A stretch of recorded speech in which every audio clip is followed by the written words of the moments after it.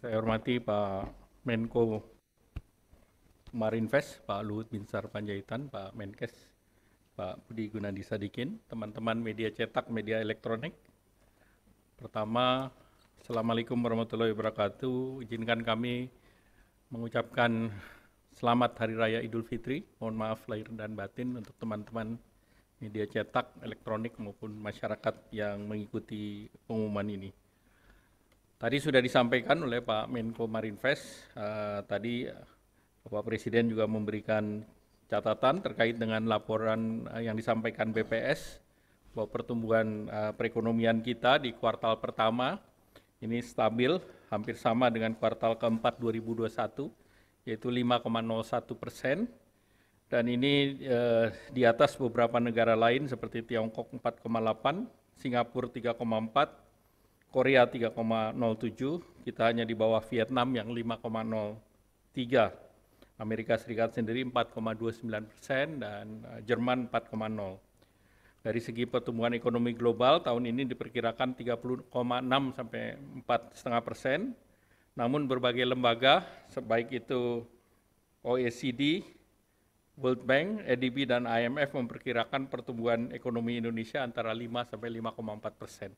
Jadi Indonesia pertumbuhan di atas rata-rata pertumbuhan ekonomi global. Kemudian kalau kita lihat dari segi inflasi, inflasi volatile food di bulan April kemarin 5,43%, 5,48%, sedangkan administered price di 4,83 dan inflasi inti 2,6, sehingga inflasi rata-rata di bulan April sebesar 3,47%. Dan ini masih dalam range APBN, yaitu 3 plus minus 1%.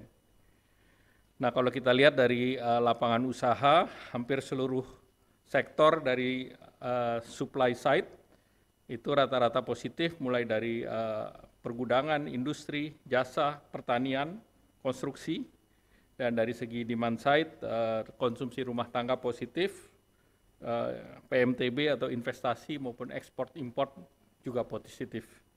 Sehingga tentu ini akan memberikan hal yang baik dan juga terlihat dari survei pasar tenaga kerja di bulan Februari, jumlah angkatan kerja kita sebesar 4,2 juta orang dan yang tambahan bekerja itu sebesar 4,56 juta orang.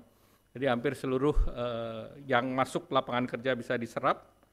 Pekerja penuh waktu yaitu 88,42 juta orang atau naik 4,28 juta orang. Jadi kenaikan pertumbuhan ekonomi juga tercermin daripada jumlah tenaga kerja yang tercipta semakin meningkat, dan pekerja paruh waktu juga meningkat dari menjadi 36,54 juta atau bertambah 1 juta orang, dan yang setengah menganggur menurun menjadi 10,65 atau turun 770.000 orang. Nah, kita lihat dari segi bulan Ramadan, indeks belanja meningkat, kemudian juga terkait dengan traffic dan penumpang juga meningkat. Kita monitor dari belanja semua wilayah, itu seperti di Kalimantan indeksnya meningkat 199,6, Sumatera 178, kemudian Jawa 137, kemudian Maluku Papua 145,5 dan Bali Nusa Tenggara 72,9. Demikian pula kalau kita lihat secara keseluruhan jumlah frekuensi yang belanja itu indeksnya 179,4, sedangkan yang dari segi nilai sebesar 159,9, dan ini indeks ini meningkat 31% dibandingkan Ramadan yang lalu. Nah, kita tentu melihat mobilitas meningkat, perdagangan retail meningkat, demikian pula untuk household spending. Terkait dengan PPKM di luar Jawa, kita lihat seluruh indeks secara nasional Indonesia reproduksi efektifnya 0,997, jadi ini sudah di bawah 1.